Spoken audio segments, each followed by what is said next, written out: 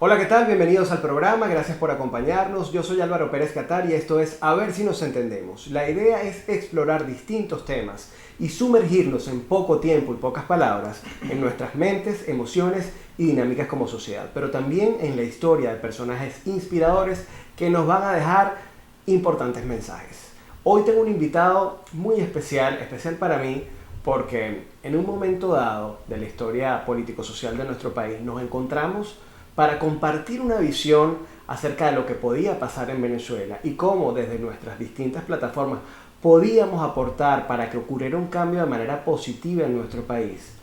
Y en ese momento todo lo que conversábamos sonaba a contracorriente. El tiempo eventualmente nos ha demostrado que nuestras persistencias han valido la pena, que ha valido la pena seguir apostando por Venezuela, desde la plataforma que cada uno ocupa. Y hoy les quiero mostrar de quién se trata.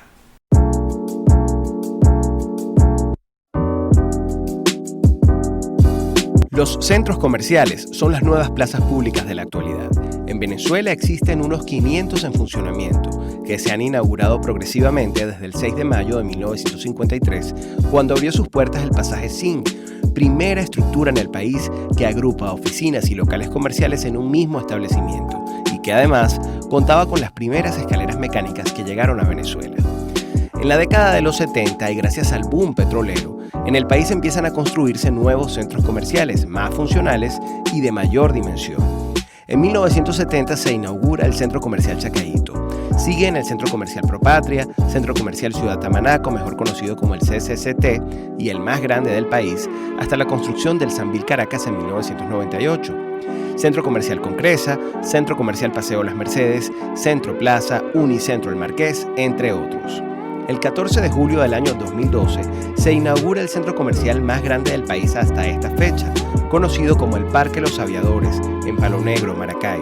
El centro comercial es de una sola planta, tiene un estacionamiento para unos 5.200 vehículos y una superficie de 165.000 metros cuadrados de área comercial y 203.000 metros cuadrados de construcción.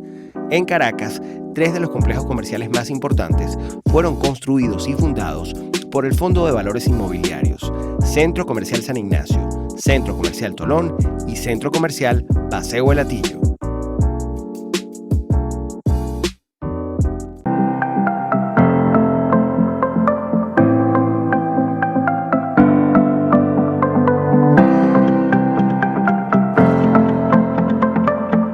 Horacio Velutini es el presidente del Fondo de Valores Inmobiliarios, empresa propietaria de grandes edificaciones en Venezuela y Latinoamérica. Entre los más importantes, el Centro San Ignacio, el Centro Comercial Tolón y el Centro Comercial Paseo El Hatillo. Ha sido un gran promotor del país, apoyando a emprendedores medianos y pequeños a dinamizar la economía y apostar por Venezuela, aún en tiempos en que parecía imposible creer en una recuperación.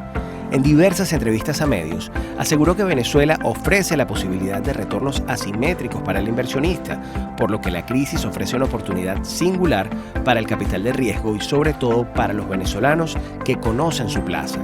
Horacio Velutini, como parte de una comunidad autodenominada Optimistas Anónimos, por su empeño y apuesta a la Venezuela posible, también ha dicho desde la perspectiva empresarial que vivimos un cambio generacional y los jóvenes entre 20 y 35 años traen una dinámica nueva que hay que escuchar. Hoy nos acompaña a ver si nos entendemos.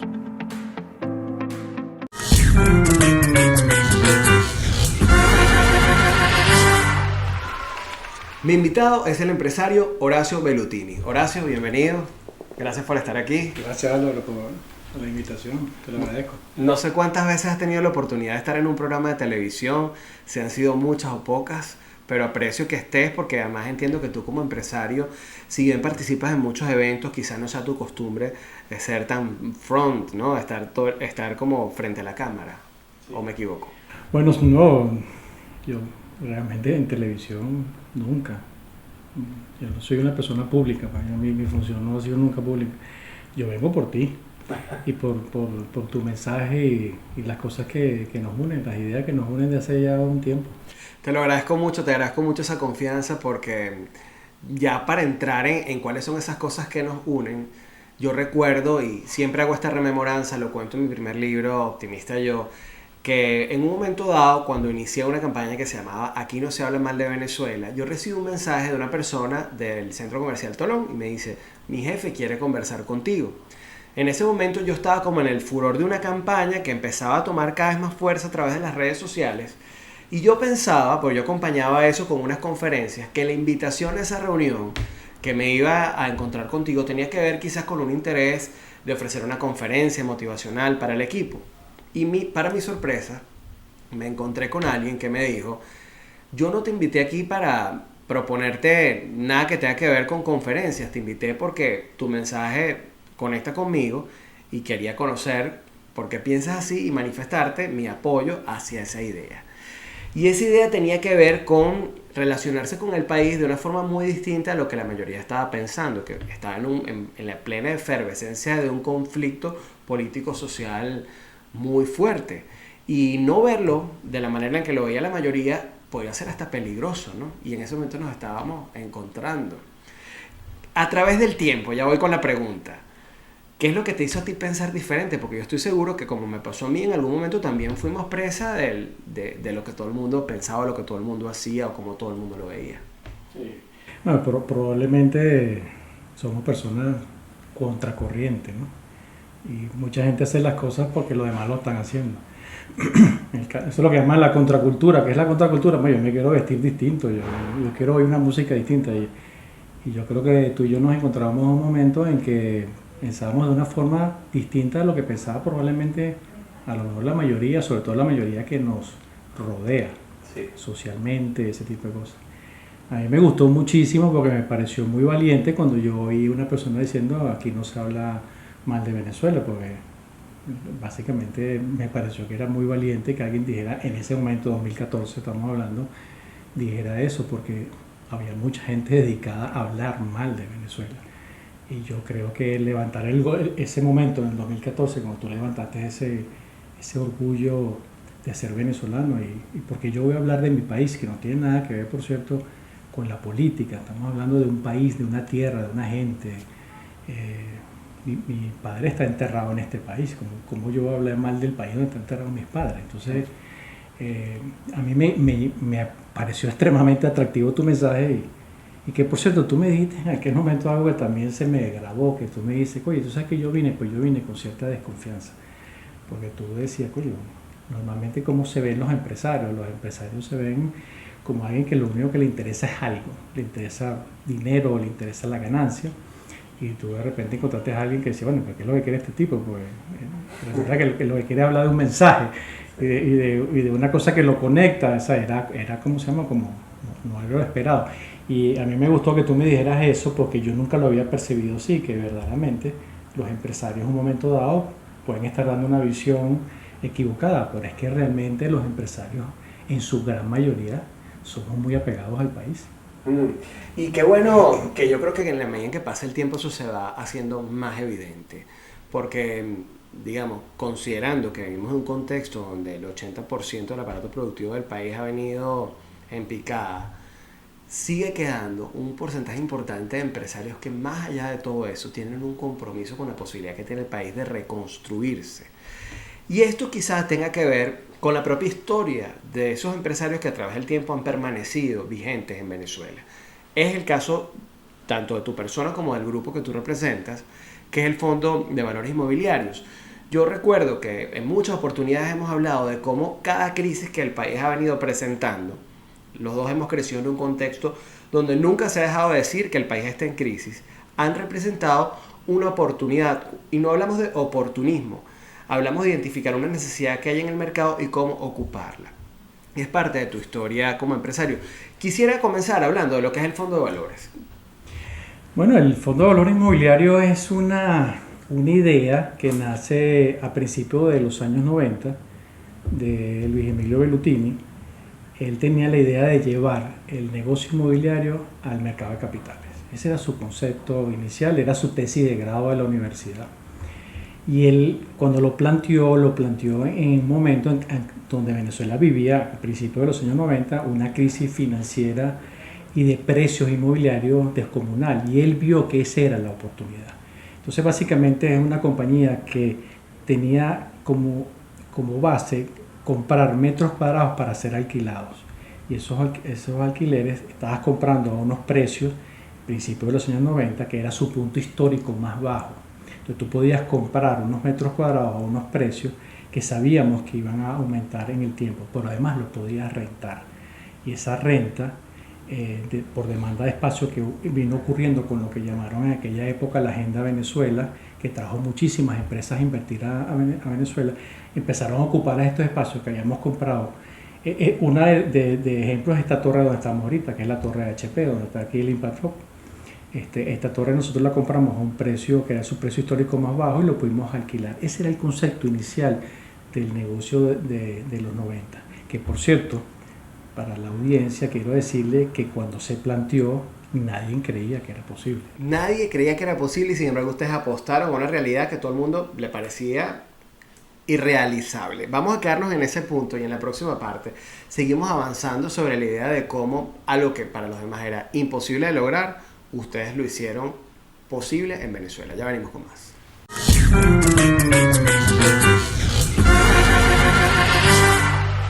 De vuelta con más, a ver si nos entendemos, hoy con Horacio Bellutini. Horacio, hablamos de una época en la que ustedes vieron una oportunidad en un mercado donde parecía imposible hacer cualquier cosa debido a la crisis financiera. Estamos hablando de Venezuela. ¿Y cómo manejaron ustedes la opinión de los demás ante esa apuesta que significaba comprar a precios económicos una cantidad de inmuebles para después ser alquilados? Esa visión de futuro.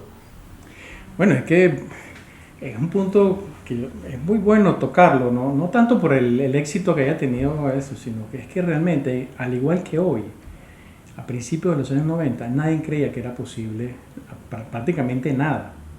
Era un post-golpe de Estado, un impeachment que le habían hecho un presidente, el colapso del sistema financiero en un total. O sea, la situación de Venezuela al principio de los años 90 era terrible. Y en aquel momento, cuando Luis Emilio planteó esa idea, la mayoría de la gente con la cual él habló, la gente le dijo que estaba loco, que estaba perdiendo su tiempo porque ese país ya estaba perdido. Y te lo digo que estas palabras que te estoy diciendo, que se repiten hoy en el año 2021, se repetían también en el año 90. Tan es así que hoy me estaba preguntando una persona bastante joven que me decía que él, me decía, escúchale, pero es que, ya bien, tú estás establecido, pero ¿cómo va a ser uno que estoy por graduarme? Y yo le dije, mira, yo me gradué en el año 86, y cuando yo me gradué, una de las personas que yo más admiraba en aquel entonces, que era un empresario muy importante aquel entonces, me decía, Horacio, yo no sé qué tú vas a hacer ahora que te vas a graduar, porque este país está acabado. Y él mismo me preguntaba, ¿cómo vas a poder comprarte una vivienda? ¿En qué vas a poder trabajar? ¿Cómo vas a poder vivir? ¿Cómo te vas a poder casar? Estamos hablando en el año 1986, que venía de un tiempo muy malo en Venezuela, que era el post-Viernes Negro, que fue en el año 83. Entonces, los 80 y los 90 tienen una cierta similitud a este año 2021, en mi opinión. A este año 2021. Ahora, quizás la enseñanza que te dejó haber vivido todos estos años te permite entender que nunca es definitivamente el final. O sea, los países no se acaban. Y depende de la actitud que tú tengas frente a lo que el país te está presentando, el éxito que vas a tener en el futuro o no. La apuesta de Luis Emilio, acompañada por ti en su momento, significó un negocio de éxito en un contexto por el que nadie apostaba. Viene a ser un poco la visión que tú en el 2014 compartías conmigo, ¿no? Bueno, sí, porque, claro, yo siempre, las veces que hemos hablado, tú por cierto, después hablamos y tú me estás con tu libro de Optimista Yo, que en aquel entonces, 2014, hablábamos de optimismo como si fuera algo raro, ¿no? Es decir, pero cuando uno trataba de explicar que el optimismo básicamente es una actitud, la gente no la entendía. Más bien te hacían ver que el optimismo básicamente era una visión equivocada un assessment equivocado con respecto a la situación. Tú estabas evaluando mal la situación por la cual la estabas viendo de una forma positiva. O que no era real, no era realista, la gente lo veía como una contraposición, ¿no? Sí. Quizás eso ha cambiado. De hecho, siempre decían que un optimista es un pesimista mal informado. Pero a mí me parece que lo que está pasando ahora en el contexto 2021 es que del optimismo, que es una actitud, por cierto, tú puedes ser optimista y tener una energía positiva en una guerra, ¿sabes? Tienes simplemente una visión de que las cosas pueden terminar mejor de lo que la mayoría espera. Pero yo creo que la gran diferencia que está pasando en el 2021, y que por cierto que es la gran diferencia con la cual tú y yo nos encontramos en el 2014, que yo prácticamente podría decir que éramos los únicos, en ese mensaje de tratar de tener un mensaje más constructivo y más... es que ahorita hemos pasado del optimismo a la acción. Y cuando tú pasas a la acción, ahora tú quieres hacer cosas. No es porque tengas una actitud positiva, es que ahora tienes una visión optimista, energética. O sea, tienes una visión de que estás viendo las cosas, creo que puedo hacer algo. O bien dentro de un contexto de negocio, o bien dentro de un contexto de tu proyecto, de la empresa donde trabajas. Entonces creo que tú y yo nos encontramos en un 2021 muy distinto cuando nos encontramos en el 2014. El 2014 sinceramente era frustrante porque cada vez que uno trataba de decir algo bueno del país, aunque sea la cosa más trivial, de que qué bonito está el día, alguien te insultaba, porque como que el día está bonito.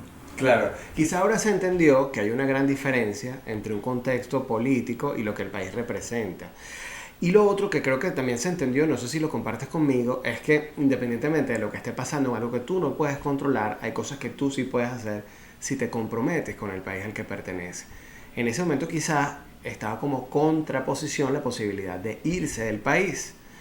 Ahora que ha habido una diáspora reconocida incluso por organizaciones internacionales tan importantes, incluso hay gente que está afuera que ve y dice, bueno, pero es que independientemente de que yo me haya ido, ese es mi país y yo tengo que hacer algo al respecto. Como que nos hacía falta pasar por ese proceso de maduración. Bueno, sí, yo creo que claro, mucha gente dirá que es increíble que uno lo pueda decir, pero al final todo ha sido una experiencia. Hemos vivido cosas que Venezuela no había vivido antes. Hay otros países que la han vivido. Irlanda de 1830, la hambruna de Irlanda de 1830, que acabó con un tercio de la población irlandesa, o porque murió o porque emigró a Estados Unidos. Venezuela no es el primer país que tiene una gran migración de personas al mundo. Esta ha sido inusual para Venezuela y no era esperada, puesto que es un país muy rico. Entonces, ¿por qué la gente se va a querer ir de un país tan rico? Entonces sería la contradicción, pero eso es una experiencia que estamos viviendo. Pero yo creo que, no puedo hablar en nombre de todo el mundo, pero creo que la gran mayoría se va con una nostalgia. Y a ti al final te conecta de donde tú vienes. Yo no creo que, por cierto, tiene nada de malo que la gente se vaya y busque nuevas fronteras, y si tienes una buena oferta de trabajo, o porque te parece que te va a ir mejor, o porque crees que el ambiente va a ser mejor. Lo que a ti y a mí nos unía en aquel entonces era que porque hay que hablar mal de lo que estás dejando. Claro. Estaba en una mala situación, evidentemente. Sobre todo que el 2014 no era solamente las protestas, sino que estábamos en el momento más álgido de la inseguridad. A mí me habían secuestrado. Sí, que parecía una locura que alguien como tú, que había pasado por algo como eso, y además siendo un empresario que ha sido, y esto es público y se conoce, los empresarios han sido por mucho tiempo perseguidos, digamos, en este contexto, aún así defendieras tu idea de que hay que honrar el lugar de donde venimos y que hay que seguir apostando por él. Sí, bueno, claro, nadie puede estar conforme. En mi caso me secuestraron, me extorsionaron también. Fue un momento muy difícil, y a nosotros también en un momento dado el gobierno nos expropió parte de nuestro negocio y controló parte de los precios de nuestro negocio. O sea, nosotros hemos recibido parte de las cosas que estaban pasando, que fueron las que motivaron a mucha gente a irse, a mucha gente a estar en desagrado, pues terminaron estando en desagrado del país, no siendo el país culpable. Pero en mi caso yo nunca he pensado, no lo pensaba ayer y no lo pienso hoy, que eso significa que yo me tenía que ir. Yo seguía viendo en el 2014, aun cuando todas esas cosas estaban sucediendo, yo seguía viéndole a Venezuela un option value, un upside que no lo veo en ninguna otra parte. Pero lo digo en la manera de lo que yo puedo explotar, porque mis capacidades yo siento que están aquí. Si a mí me voy a vivir a otro país, probablemente no tendría la misma sagacidad o la misma disposición inclusive de emprender cosas. Básicamente me quedaría viendo al techo, y yo no me quiero quedar viendo al techo. Entonces tú lo puedes ver de una perspectiva de propósito, indudablemente, pero también lo puedes decir, bueno, ¿dónde es el ambiente en que yo mejor me puedo desenvolver? Y yo siempre he pensado que este es el país que me ofrece a mí y a mi familia, a mis negocios, ofrece más upside, ofrece más valor en el tiempo. Yo sé que en este momento no, pero pienso que va a ser así. Vamos a hacer una pausa, de regreso seguimos hablando de cuáles son esas oportunidades que tú sigues identificando en nuestro país y cómo opera en un contexto tan cambiante como el que vive Venezuela una empresa como el Fondo de Valores Inmobiliarios. Ya venimos con más.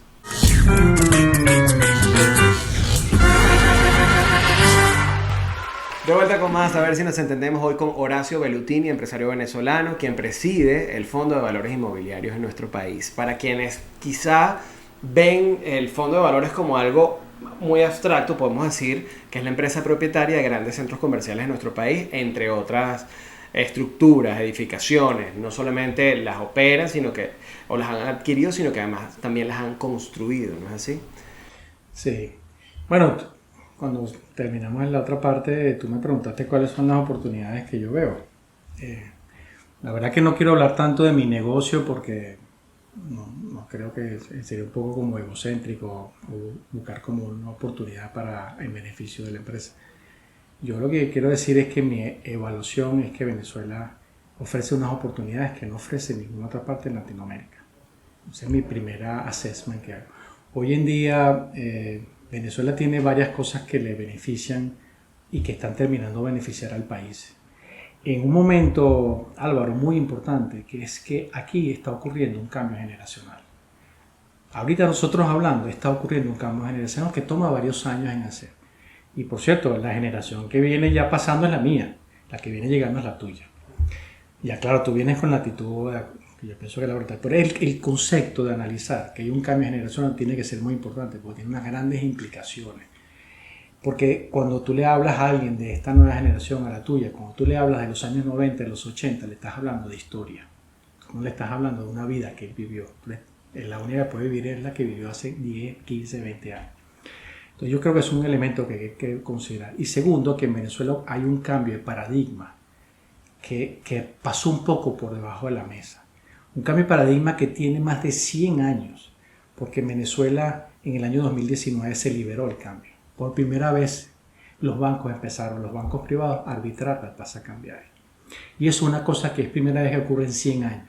Pero también es la primera vez que ocurre que tú llegas a una bomba de gasolina y pagas en dólares. Que tú llegas a una bomba de gasolina y hay un precio en dólares. Y esa transformación, ese cambio de paradigma, lo que está despertando es el interés.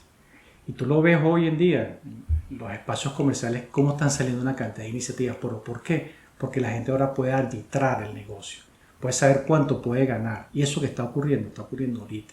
Pero está ocurriendo ¿sobre qué base? Está ocurriendo sobre una base de un país extremadamente rico, con muchísima gente pobre, pero extremadamente rico por las riquezas que todos conocemos. A ver, pero Venezuela tiene unos ahorros de venezolanos en el extranjero inmensos. Se estima que hoy en día Venezuela, los ahorros de los venezolanos pueden representar hoy 10 veces el Producto Interno Bruto de Venezuela. Están en el exterior. Wow. Y ese dinero interactúa con este. Entonces tú a lo mejor decidiste abrir un negocio, tú convences a alguien que ponga unos reales, pero es un venezolano que vive en Londres, que vive en Madrid. Tú lo estás convenciendo de por qué no invierte aquí. Y ese capital está interactuando con Venezuela y por eso tú ves una cantidad de negocios que se están despertando y que son ofertas comerciales. Y es básicamente el capital de venezolano, que no necesariamente ese venezolano se va a venir a regresar a Venezuela, pero va a hablar con alguien de la generación tuya de Álvaro y le va a decir, oye, mira, ¿por qué no montamos este negocio ya? Porque ya nos están ofreciendo esto.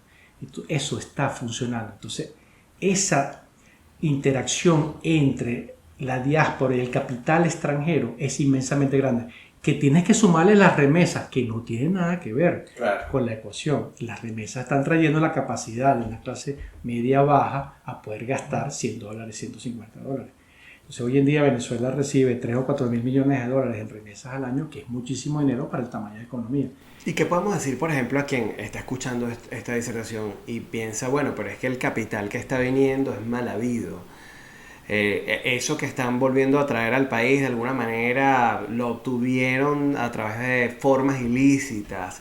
En general se puede decir eso, o efectivamente, más allá de los últimos años de la historia política en el país, si hay un capital que está afuera, que está siendo invertido en un contexto donde se ve una posibilidad, y quizá la motivación de esas personas que están trayendo el dinero a Venezuela de vuelta tiene que ver con sembrar un poco en una posibilidad de retiro o en mejorar las condiciones de vida de familiares o amigos que aún están acá.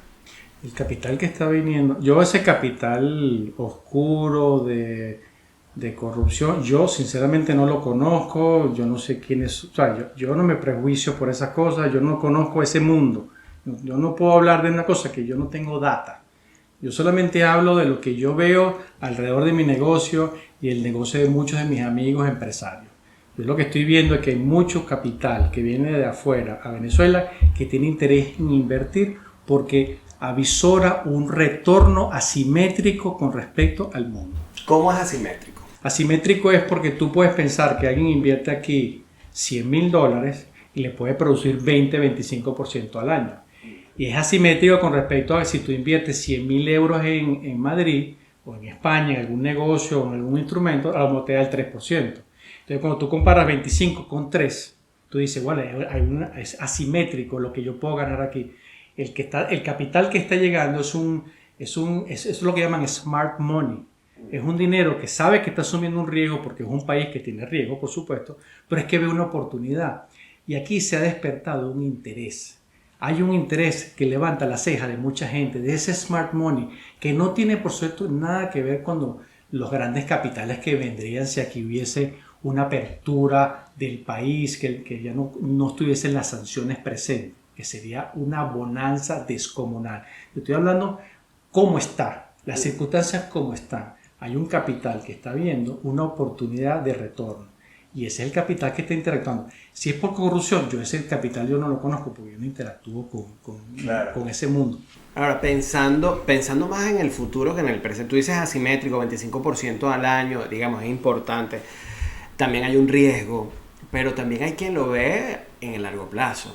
Más allá de quizá el retorno asimétrico al año, es que el país de alguna manera está cambiando hacia otro esquema, que tú lo avisorabas en el 2014, recuerdo. Bueno, es que mira, una forma liberal de visión de economía se está asentando en el país. Eso es una realidad y eso trae interés, y esa es la verdad. Yo, para que tú veas, pienso que como tantas compañías se han ido, le están dando espacio a lo que llaman las upcoming. Porque una farmacéutica como Bayer, cuando estaba aquí en Venezuela, nadie puede competir con ella, porque esos son unos conglomerados. Pero resulta que Bayer se va, y resulta que ahorita en Venezuela hay empresas muy pequeñas, similares, micro Bayers, que se están instalando en Venezuela porque ahora dicen, ahora sí veo una oportunidad que yo sí puedo competir en ese mercado porque es pequeño y no están esos grandes conglomerados. Entonces yo le veo un gran futuro a la upcoming, porque es una empresa que está creciendo hoy, que a lo mejor tiene 20 empleados y aspira dentro de 10, 20 años a tener 20,000 empleados. Y yo estoy seguro que las grandes empresas venezolanas de mañana están naciendo hoy, pero son empresas pequeñas, son upcoming, van a ser grandes empresas en el tiempo. Mucho más difícil la tienen las empresas venezolanas que tenían muchísimos empleados y han tenido que reducirse por el tamaño de la compañía. Pero una compañía que está iniciándose ahorita, que arranca con un capital de unos venezolanos y con tecnología de afuera, porque también puede haber un venezolano que está graduado de MIT que no quiere ser, ¿cómo se llama?, cola de león, sino quiere ser cabeza de ratón. Entonces quiere hacer un negocio aquí, tiene un venezolano que está por allá, le manda tecnología de cómo se hace el negocio, de procesos químicos, y tiene un equipito y dice, yo voy a apostar a eso. Y esa empresa upcoming tiene una opción de valor en el tiempo inmensamente grande. Entonces, son muchas formas o ángulos como tú lo puedes ver. Puedes ver el smart money que quiere entrar y tener un retorno rápido de 2 o 3 años, o puedes ver los negocios del long run. Por ejemplo, el negocio donde yo estoy es un negocio long run. Nosotros cuando compramos metros cuadrados en los años 90, ya todavía los tenemos, pero nosotros apostamos en el momento. Y por cierto, en el negocio inmobiliario, si tú lo comparas en todo lo que tiene que ver con los precios con respecto al año 2019, que era, vamos a decir, el pico de la crisis en Venezuela económica, resulta que los precios con respecto al 2019, si tú los comparas con lo que está ganando en el 2021, tiene un crecimiento de 40%. ¡Wow! 40%, ya, aún en este contexto. Dato importante. Yo creo que toda esta información que tú nos has aportado en el programa puede ser muy interesante para alguien joven que está pensando en invertir su tiempo, su esfuerzo y el capital que puedan obtener afuera o en el país. Pero yo quisiera que le habláramos a incluso generaciones que son mayores y que se preguntan, bueno, ¿y ahora qué papel juego yo en este contexto? ¿Dónde está mi oportunidad? Aquí, ¿cómo puedo ser útil? De eso hablamos en la próxima parte. Horacio Velutini con nosotros, a ver si nos entendemos. Ya venimos con más.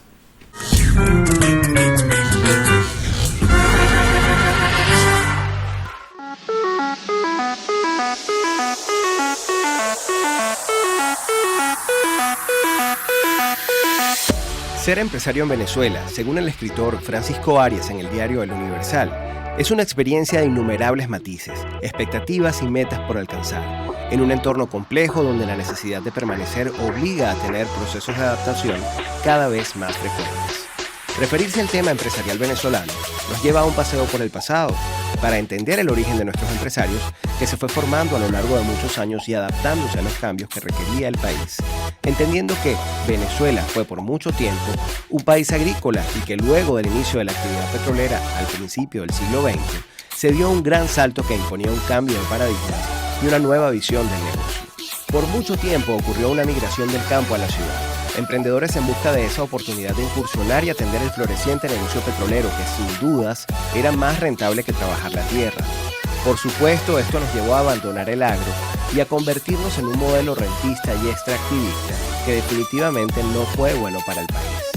Algo positivo de todo esto es el hecho de que en una naciente industria petrolera se requería del talento humano tecnificado.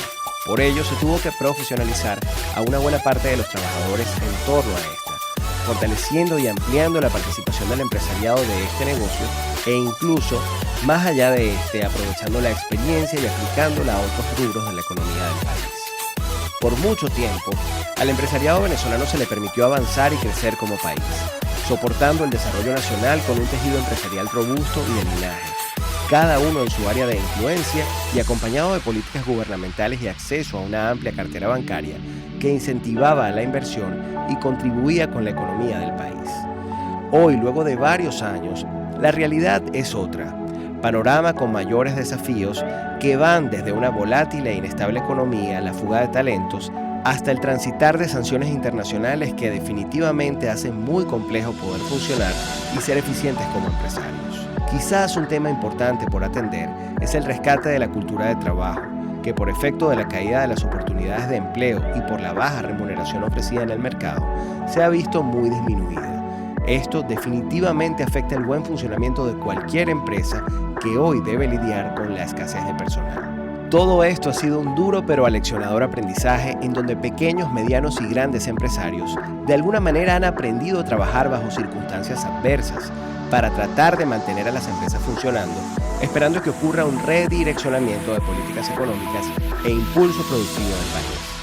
Venezuela tiene sobradas potencialidades energéticas y humanas para dar el impulso que se necesita. Solo basta que los principales actores que tienen la responsabilidad de tomar las decisiones en torno a nuestra economía se pongan de acuerdo y permitan sacar adelante a la Venezuela posible.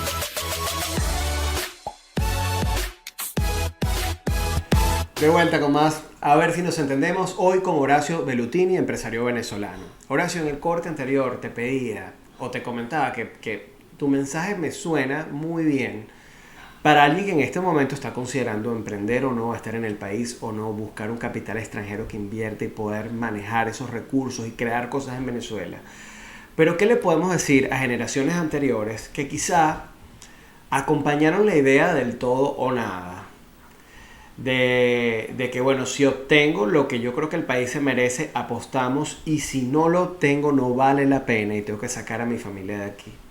¿Qué les podemos decir a ellos en un contexto como el del 2021, donde aparentemente los cambios se están dando no de la forma en la que los imaginamos, pero al final se están dando?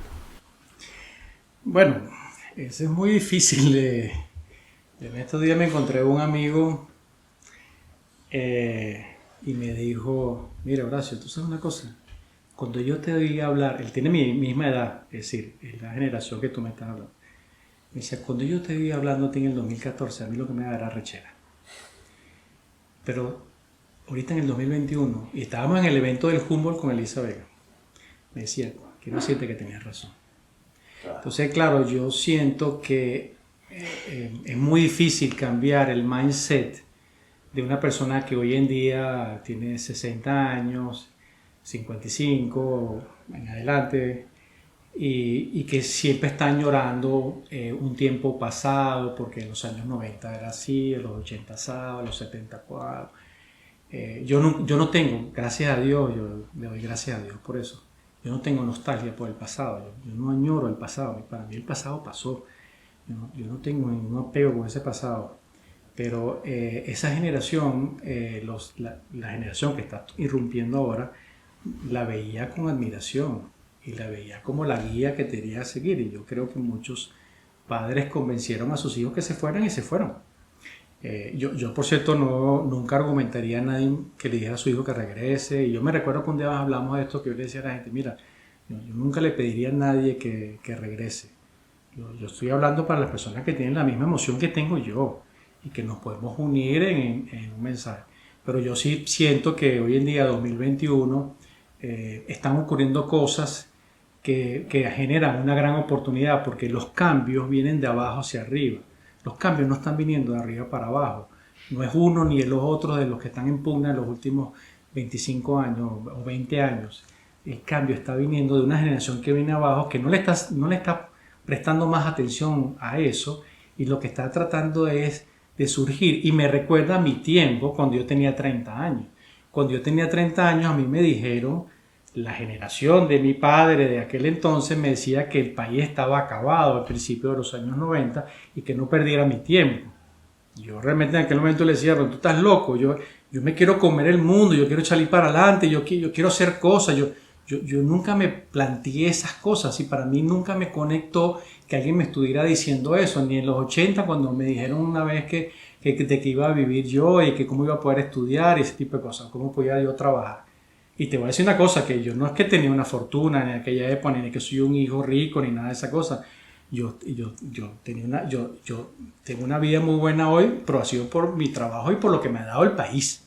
Pero en aquel momento, cuando me plantearon esa cosa, yo lo que quería era surgir y salir adelante. Y yo creo que eso es lo que está pasando con la generación ahora. ¿Qué le pediría yo a mi generación? Que se quiten un poco el mindset, que salgan un poco la caja, que traten de analizar y si realmente quisieran ayudar, tienen que ayudar a esa generación.